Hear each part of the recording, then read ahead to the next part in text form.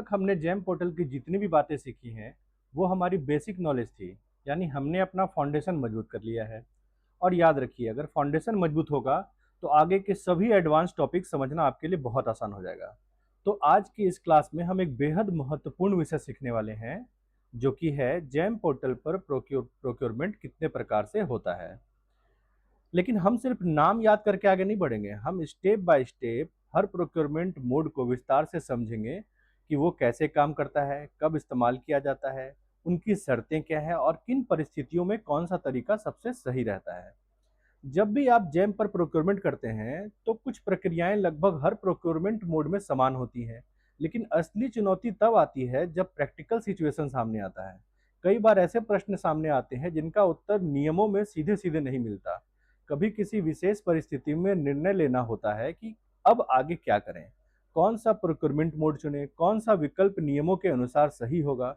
अगर उस समय आपके पास सही जानकारी होगी, तो आप बिना किसी भ्रम के सही निर्णय ले पाएंगे। इसलिए इस पूरी सीरीज में मैं सिर्फ नियमों की बात नहीं करूंगा, बल्कि उन प्रैक्टिकल प्रॉब्लम्स और रियल लाइफ प्रोक्योरमेंट सिनारियोज पर भी चर्चा करूंगा जिनका सामना गवर्नमेंट बायर अक्सर करते हैं। मेरा उद्देश्य सिर्फ आपको जैम चलाना सिखाना नहीं है, बल्कि आपको इतना सक्षम बनाना है कि आप किसी भी प्रोक्योरमेंट सिचुएशन में आत्मनिर्भरता के साथ सही निर्णय ले सके। तो चलिए अब शुरुआत करते हैं। सबसे पहले जानते हैं कि जैम पोर्टल पर प्रोक्योरमेंट कितने प्रकार से होता है। दो प्रकार से। अब शायद आपके मन में एक सवाल आ रहा होगा कि जैम पर तो बहुत सारे प्रोक्योरमेंट मोड हैं, direct purchase, L1 purchase, product bidding, custom bidding, BOQ bidding, PAC etcetera. फिर आपने कहा कि प्रोक्योरमेंट केवल दो प्रकार का होता है। तो आइए इस भ्रम को दूर करते हैं। अगर बड़े स्तर पर देखें, तो जैम पर प्रोक्योरमेंट मुख्य रूप से दो श्रेणियों में किया जाता है। पहला वह प्रोक्योरमेंट जिसमें प्रोडक्ट या सर्विस पहले से जैम पर उपलब्ध है, यानी उसकी कैटेगरी जैम पर मौजूद है। दूसरी श्रेणी वह है जिसमें प्रोक्योरमेंट प्रोडक्ट या सर्विस जैम पर उपलब्ध नहीं है, यानी उसकी कोई कैटेगरी पोर्टल पर मौजूद नहीं है। इन दोनों मुख्य श्रेणियों के अंदर अलग अलग मोड्स ऑफ प्रोक्योरमेंट आते हैं। आने वाले वीडियो में हम हर मोड को विस्तार से समझेंगे, उनकी प्रक्रिया, नियम, प्रैक्टिकल एग्जांपल्स, कॉमन मिस्टेक्स और बेस्ट प्रैक्टिसेस के साथ। तो वीडियो को अंत तक देखिए, क्योंकि आगे की सारी जैम लर्निंग इसी फाउंडेशन पर आधारित होगी। तो अब तक हमने ये जाना कि जैम पर प्रोक्योरमेंट को बड़े स्तर पर दो श्रेणियों में समझा जा सकता है। पहली श्रेणी जहां प्रोडक्ट या सर्विस की कैटेगरी जैम पर उपलब्ध है। दूसरी श्रेणी जहां पर सर्विस या प्रोडक्ट की कैटेगरी जैम पर उपलब्ध नहीं है। आज हम पहली श्रेणी के प्रोक्योरमेंट मोड का एक ओवरव्यू समझेंगे। इस श्रेणी में मुख्य रूप से direct purchase, L1 purchase, product bidding और पीएससी प्रोक्योरमेंट जैसे तरीके आते हैं। तो आज का हम पहला टॉपिक स्टार्ट करते हैं, डायरेक्ट परचेज।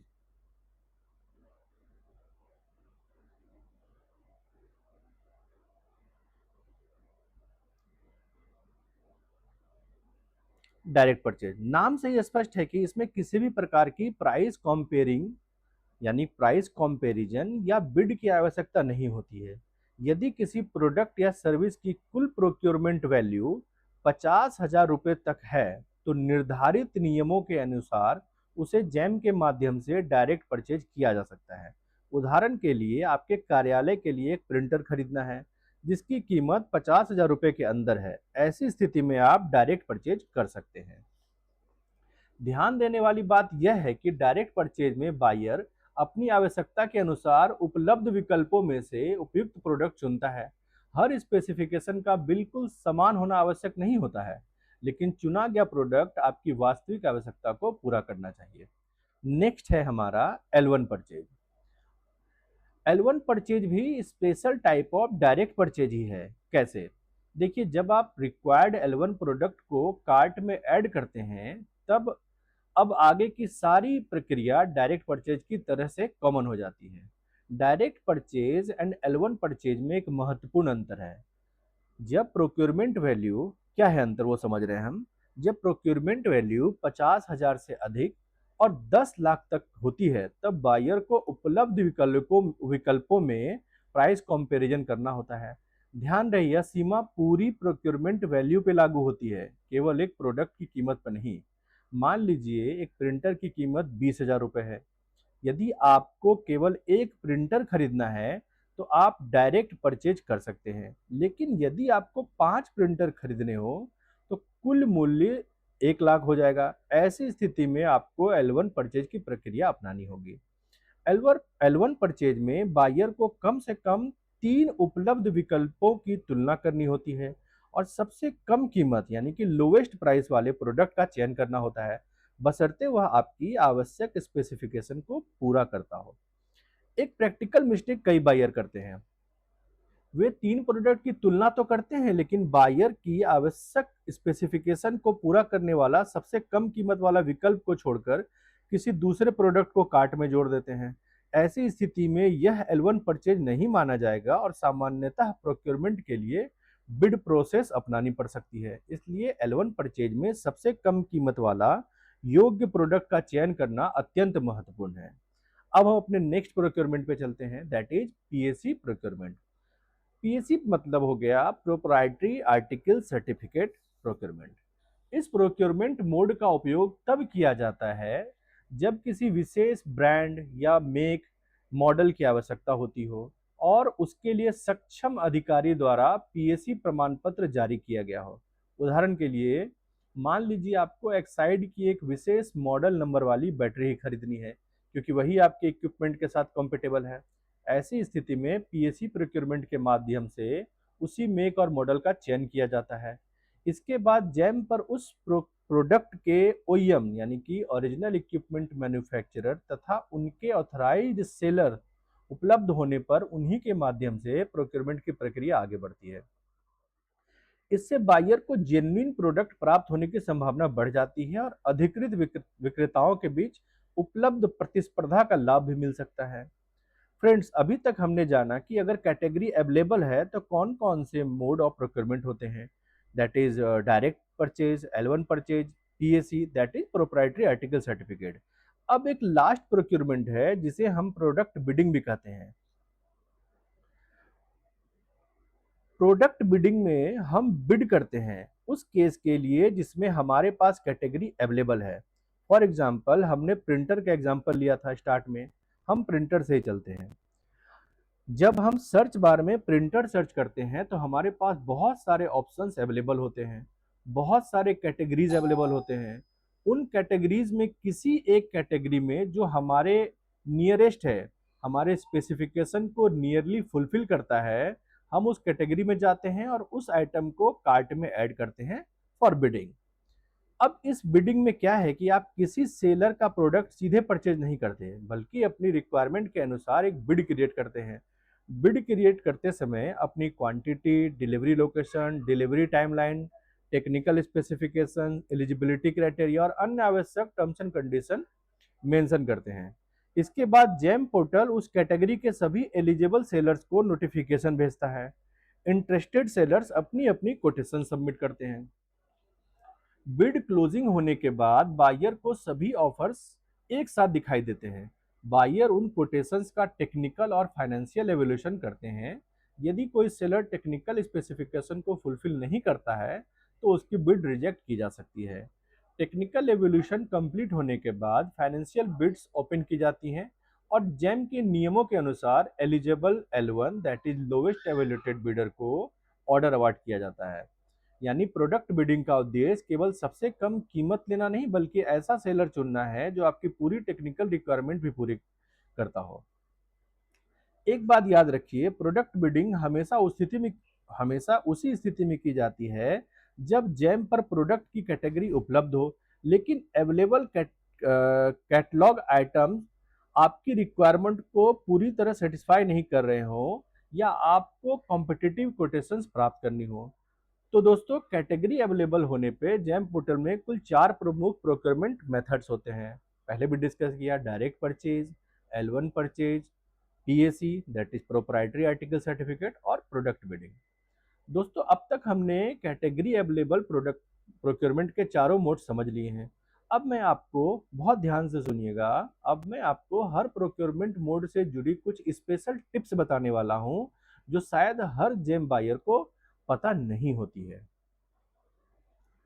देखो, आप इस स्लाइड में सारे मोड ऑफ प्रोक्योरमेंट को कंपेयर के मोड में देख सकते हैं, जो कि हमने इंडिविजुअली सबको डिस्कस किया ही है।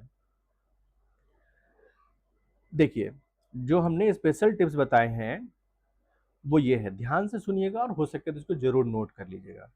डायरेक्ट परचेज के लिए स्पेशल टिप्स। सबसे पहली बात, डायरेक्ट परचेज में आप बिना किसी प्रोडक्ट कंपैरिजन के 50,000 रुपए तक का सामान खरीद सकते हैं। नंबर फर्स्ट है ये बात। सेकंड, डायरेक्ट परचेज में जो मैंने बताया 50,000 की लिमिट है, लेकिन इसमें एक एक्सेप्शन है। एक्सेप्शन क्या है? ऑटोमोबाइल्स को आप जेम पर डायरेक्ट परचेज के माध्यम से 50,000 की सीमा के ऊपर भी खरीद सकते हैं। ऑटोमोबाइल्स की बात कर रहा हूँ। दूसरी बात, जब आप किसी प्रोडक्ट को डायरेक्ट परचेज के लिए कार्ट में ऐड करते हैं तो वह 10 दिनों तक कार्ट में सुरक्षित रहता है। 10 दिन के बाद वो आपके कार्ट से इंड हो जाता है। वो कार्ट में होगा लेकिन आप प्रोक्योरमेंट नहीं कर पाओगे। कई बायर्स सोचते हैं कि अगर उन्होंने 20,000 का प्रिंटर कार्ट में डाला है तो बची हुई 30,000 की लिमिट में कोई दूसरा आइटम भी जोड़ सकते हैं, लेकिन ऐसा नहीं हो सकता है। डायरेक्ट परचेज में एक कार्ट में केवल एक ही लाइन आइटम रखा जा सकता है। मल्टीपल आइटम्स ऐड करने की अनुमति नहीं होगी। इसके अलावा डायरेक्ट परचेज केवल सिंगल कंसाइनी के लिए होगा। मल्टीपल कंसाइनी इस मोड में अलाउड नहीं है। और एक महत्वपूर्ण बात, ऑर्डर प्लेस करने से पहले direct period delivery period change नहीं किया जा सकता है। डिलीवरी शेड्यूल में संशोधन करने के लिए कॉन्ट्रैक्ट बनने के बाद किया जा सकता है। अगला स्पेशल टिप्स है हमारा L1 परचेज के लिए। यह प्रोक्योरमेंट 50,000 से 10 लाख तक की खरीद के लिए उपयोग किया जाता है और इसमें कम से कम 3 प्रोडक्ट को कंपेयर किया जाता है। लेकिन ध्यान देने वाली बात यह है कि तीनों प्रोडक्ट 3 अलग-अलग ओईएम्स के होने चाहिए। अब एक इसमें कैच समझते हैं। अगर तीनों प्रोडक्ट अनब्रांडेड हैं तो जैम उन्हें 3 अलग-अलग ओईएम नहीं मानता। जैम सभी अनब्रांडेड प्रोडक्ट को एक ही ओईएम मानकर ट्रीट करता है, इसलिए ऐसी कंपैरिजन मान्य नहीं होगी। डायरेक्ट परचेज की तरह ही L1 परचेज में भी प्रोडक्ट कार्ट में 10 दिनों तक ही अवेलेबल रहता है और यहां भी कार्ट में मल्टीपल लाइन आइटम्स ऐड नहीं कर सकते। तीसरा, पीएससी प्रोक्योरमेंट के स्पेशल टिप्स।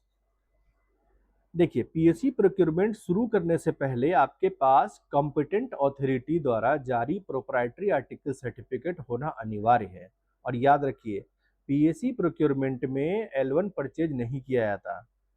पीएससी के अंदर अगर कोई आइटम की वैल्यू 50,000 के अंदर है तो वहां आप डायरेक्ट परचेज भी कर सकते हैं, लेकिन L1 परचेज, जैसे आप कहोगे कोई प्रोडक्ट की वैल्यू 60,000 है तो क्यों ना हम पीएससी के थ्रू L1 परचेज प्रोक्योरमेंट कर लें। नहीं, पीएससी L1 प्रोक्योरमेंट को अलाउ नहीं करता है। पीएससी पर बिडिंग की प्रक्रिया अपनाई जाती है। ठीक है, जो हमने पहले ही प्रोडक्ट बिडिंग में समझा, लगभग वैसी ही प्रक्रिया इसमें अपनाई जाती है। अब फोर्थ है प्रोडक्ट बिडिंग के स्पेशल टिप्स। ये सबसे फ्लेक्सिबल मोड ऑफ प्रोक्योरमेंट है। जब आप प्रोडक्ट को कार्ट में ऐड करते हैं तो वह केवल एक बेस प्रोडक्ट होता है। अगर आपकी रिक्वायरमेंट उससे अलग है तो आप एटीसी यानी एडिशनल टर्म्स एंड कंडीशंस के माध्यम से एडिशनल स्पेसिफिकेशन, डिलीवरी रिक्वायरमेंट्स और अन्य कंडीशंस जोड़ सकते हैं। दोस्तों, ये टर्म एटीसी शायद आपके लिए नया होगा। आप बिल्कुल मत टेंशन लीजिएगा, आने वाले वीडियोस में बहुत आराम से आप इसे समझ जाएंगे। देखो एक्चुअली क्या है, मैं थोड़ा सा हिंट कर दूं। ATC additional terms and condition, जो प्रोडक्ट आप ऐड करते हो उसके पहले से ही कुछ स्पेसिफिकेशंस होते हैं। मान लो उस स्पेसिफिकेशंस की आपको नीड नहीं है, आपका कुछ अपना स्पेसिफिकेशन चाहिए, तो वो कहाँ ऐड करोगे? That is ATC. आगे इसको और विस्तार से समझेंगे। तो अभी हमने जाना है कि additional terms condition, delivery instructions, ये सब हम एटीसी में ऐड कर सकते हैं। तो इसी वजह से प्रोडक्ट बिडिंग में बायर अपनी रिक्वायरमेंट को काफी डिटेल में डिफाइन कर सकता है। एक और शानदार फीचर है बायबैक। बायबैक क्या है दोस्तों, थोड़ा समझते हैं। मान लीजिए आप नई बैटरी खरीद रहे हैं और चाहते हैं कि सप्लायर आपकी पुरानी बैटरी वापस ले जाए और उसकी कीमत एडजस्ट कर दे, तो प्रोडक्ट बिडिंग में बायबैक ऑप्शन उपलब्ध होता है। इसके अलावा डिलीवरी पीरियड को आवश्यकता के अनुसार 365 दिनों तक रखा जा सकता है। और अगर आपको सामान एक साथ नहीं चाहिए तो आप स्टैगर डिलीवरी भी चुन सकते हैं। मतलब समझते हैं स्टैगर डिलीवरी का। जैसे 100 किसी आइटम की 100 क्वांटिटीज का आपने ऑर्डर किया, आपको उसमें से 10 क्वांटिटी नेक्स्ट वीक जरूरत है, उसके बाद अगले नेक्स्ट 20 क्वांटिटीज आपको उसके अगले महीने जरूरत है, तो आप अपने नीड के हिसाब से डिलीवरी को स्टैगर्ड कर सकते हैं। अब सबसे महत्वपूर्ण difference direct purchase, L1 purchase और पीएससी में एक कार्ट में मल्टीपल आइटम्स ऐड नहीं किए जा सकते हैं। मतलब तीन जो प्रोक्योरमेंट मोड है, डायरेक्ट परचेज, L1 परचेज और पीएससी, इसमें अ, कार्ट में माफ कीजिएगा, सिर्फ डायरेक्ट परचेज L1 परचेज है। पीएससी में आप मल्टीपल आइटम्स ऐड कर सकते हैं अगर वो सिमिलर नेचर के हैं तो। इसी तरीके से प्रोडक्ट बिडिंग में सिमिलर कैटेगरी के मल्टीपल आइटम्स एक ही कार्ट में ऐड किए जा सकते हैं। देखो थोड़ा थोड़ा सा समझाता हूँ। जैसे अभी मान लो मैंने डायरेक्ट सॉरी पीएससी, पीएससी भी छोड़ दो, प्रोडक्ट बिडिंग की बात करते हैं। मैंने कोई प्रिंटर को ऐड किया कार्ट में, और मुझे साथ ही साथ कीपैड भी ऐड करना है। अब चूंकि कीपैड और प्रिंटर जैम के अनुसार एक ही सिमिलर आइटम है, मतलब सिमिलर मोड ऑफ आइटम में आता है, तो ये आपके एक ही कार्ट में दोनों आइटम ऐड हो जाएंगे। अगर एक आइटम से ज्यादा आइटम आप ऐड करते हो कार्ट में, तो इसका एक स्पेशल नाम है, उसे कहते हैं बंच बिडिंग। बंचिंग कर दी आपने आइटम्स की, एक से ज्यादा आइटम को आपने ऐड किया है कार्ट में, तो बंच बिड कहलाता है। तो दोस्तों ये थी जैम पोर्टल पर कैटेगरी अवेलेबल होने की स्थिति में सभी प्रोक्योरमेंट मोड्स की महत्वपूर्ण बातें और प्रैक्टिकल टिप्स। अगले वीडियो में हम समझेंगे कि जैम पर कैटेगरी अवेलेबल ही नहीं है, तब प्रोक्योरमेंट कैसे किया जाता है और कौन कौन से विकल्प बायर के पास उपलब्ध होते हैं। तो दोस्तों अगर वीडियो पसंद आया हो तो लाइक करें, चैनल जैम ब्लूप्रिंट को जरूर सब्सक्राइब करें और ऐसे ही प्रैक्टिकल जैम नॉलेज के लिए जुड़े रहें। Thank you.